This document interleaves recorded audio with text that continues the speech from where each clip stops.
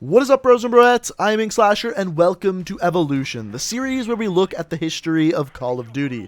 We've looked at many things in this series, including game modes, weapons themselves, and even attachments. But one thing you guys keep asking me to look at is the evolution of Domination, a popular game mode that's been in many Call of Duty games. And guys, if you enjoy this series and like to hear about the history of Call of Duty, there's two ways you can show me. The first of which is by hitting that like button. Let's see if we can get this video over 2,000 likes.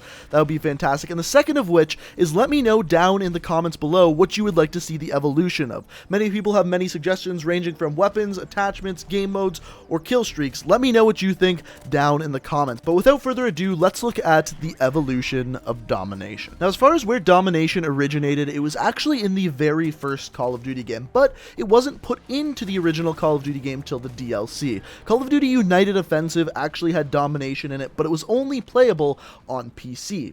The second Call of Duty game to have it was Call of Duty 2, but once again, it wasn't added in the original game. It wasn't added in until the expansion, Call of Duty Big Red One. However, the first Call of Duty game to actually have Domination put in the original game was Call of Duty 4 Modern Warfare. Now, the game you're looking at here is not the original Call of Duty 4, as I could not find a lobby. What you're looking at here is Modern Warfare Remastered. Now, the way Domination is played in Modern Warfare Remastered is drastically different than it was in Call of Duty 4. In Modern Warfare Remastered, it's played a lot more like Black Ops 3, but we'll look at that when we get to Black Ops 3. As far as Call of Duty 4 went, the way Domination worked was extremely simple in COD 4. The way it worked is there was absolutely no time limit to the game, and to win, your team had to get to 200 points. Now, the way you actually got points is by capturing flags. Kills did not count for points, assists did not count for points. All that mattered was the amount of time you captured an objective.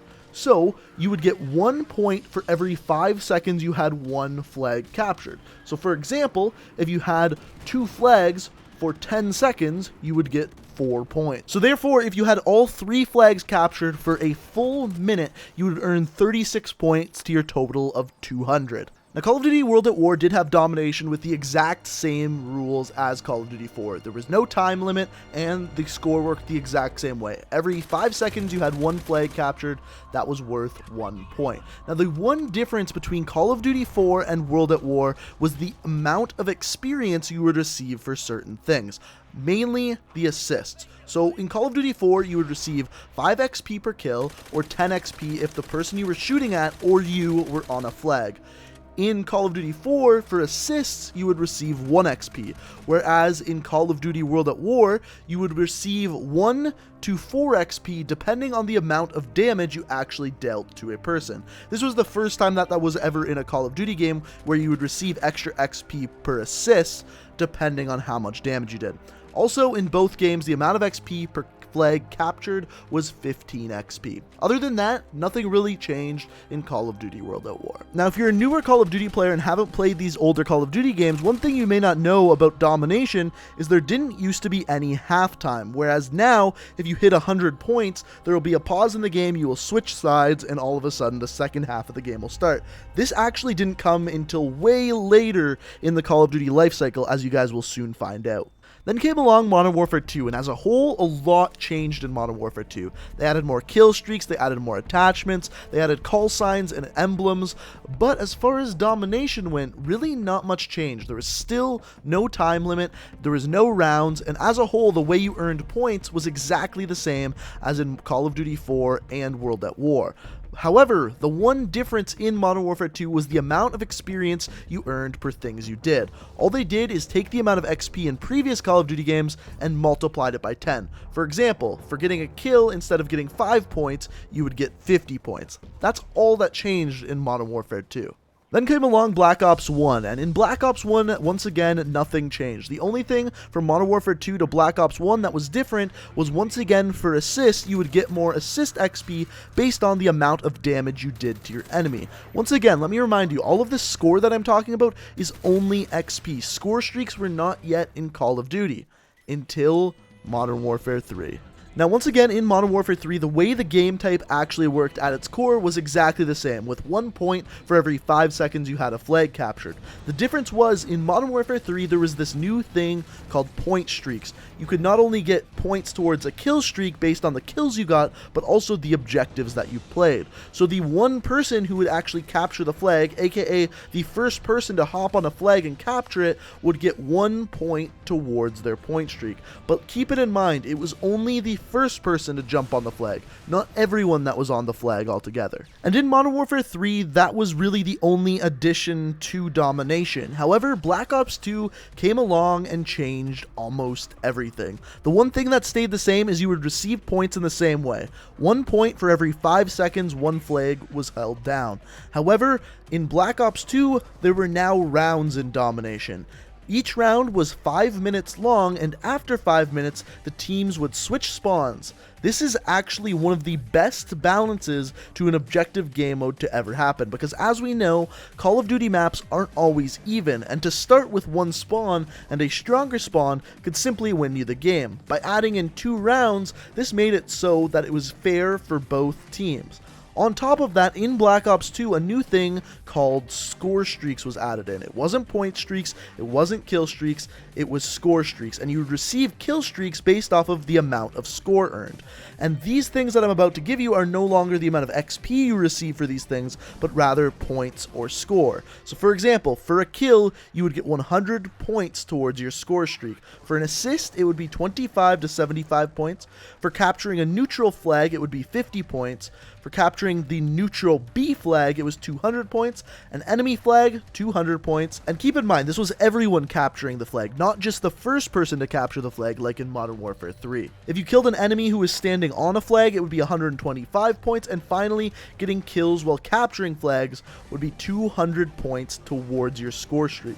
This is one of the fastest ways to build up score streaks in Black Ops 2. So overall, Treyarch changed a lot with Domination. Not only did they add rounds at 5 minutes apiece and switch the spawns, on top of that they added a new way, score streaks, of incentivizing players to actually play the objective. And then came Call of Duty Ghost, and Infinity Ward reverted back to the way Domination used to be played, once again with only one single round. Now you guys can correct me if I'm wrong, but I believe when Call of Duty Ghost was originally released, this one round would be limited at 10 minutes long. However, now if you go and play Call of Duty Ghost, there is no time limit on it, at least when I was playing as of the other day. But like I said, correct me in the comments if I'm wrong.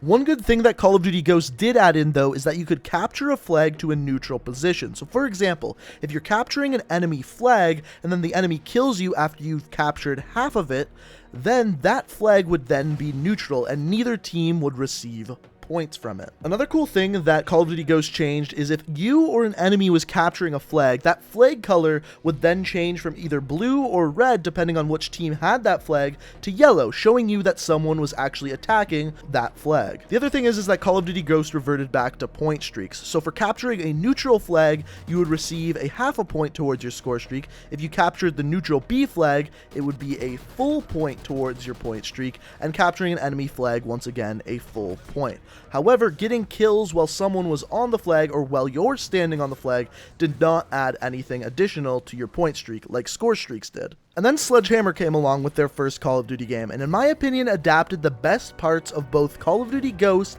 and Black Ops 2's Domination system. They took the score streak system from Call of Duty Black Ops 2, yet took the flag identification system from Call of Duty Ghost. Remember how the flag changed from red or blue to yellow when an enemy was attacking it? The other thing is, they also took the round system from Black Ops 2, so once again, you had 2 rounds, both of which were 5 minutes long.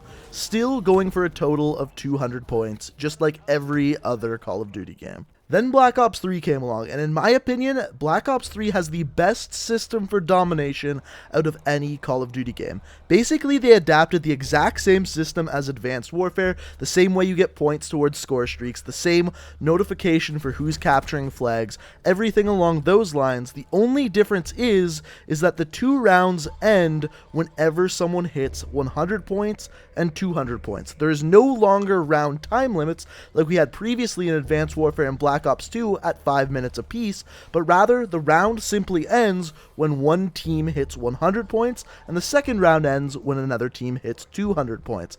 The reason why I like this better is because it's exactly even. There's absolutely maps in various Call of Duty games where it's easier to triple cap people at certain spawns. Therefore, if each round ended after every 5 minutes, one team could have one round where they get nearly enough points to finish the game. Therefore, going into the second round, it would be unfair. But by making it end after 100 points, it's exactly even for both teams, which is why I think the Black Ops 3 domination system is the best we've experienced so far. The one other thing I just have to mention is Black Ops 3 is actually the first Call of Duty game to not have flags at the capture point. In every other domination game, there was a flag that you captured. In Black Ops 3, there's no flag, it's just a zone you capture. And I actually brought this up in a live stream, and many people in the live stream didn't even notice that there wasn't a flag there, simply because they're so used to it being there in other Call of Duty games. And feel free to let me know whether you actually knew that or not down in the comments. And as I said at the very beginning of this video, this is the system that Modern Warfare Remastered adopted. The only difference is in Modern Warfare Remastered, there are no score streaks, so capturing flags and killing people who are on flags will not make you get your kill streaks in Modern Warfare Remastered faster. Everything else is exactly the same as Black Ops 3. And then there's Infinite Warfare. Infinite Warfare is exactly the same as Black Ops 3. There's no round time limit, and each round ends at 100 points and then 200 points. The one thing that is different in Infinite Warfare, and I don't actually like this, is you can't neutralize flags. If you go to capture an enemy flag and you get 75% of the way there, what will happen is that flag will slowly become the enemy's teams once again. There's no neutralizing flags. And the one thing I have to say is after looking at every single one of these Call of Duty games, the score system never changed. You would always get 1 point for every 5 seconds you had a flag captured. That has been consistent since Call of Duty 4. Overall, after looking at all of these domination systems, personally my favorite is Black Ops 3. And as far as the future goes, all we know about Call of Duty World War II is that domination is going to be in there. We don't really know exactly how it's going to work, and only time will actually tell. But guys, feel free to let me know what you think down in the comments, and let me know what you want to see out of future Evolution videos down below. Also, if you enjoyed the video, it would be very greatly appreciated if you could hit that like button. Like I said, let's see if we can get this video over 2,000 likes. Also guys, if you're new to the channel, like what you see here and want to see more, the best way to stay up to date on my videos is by hitting that subscribe button. But guys, I hope you enjoyed the video. Thank you so much for watching, and until next time, peace out. Hold on to me.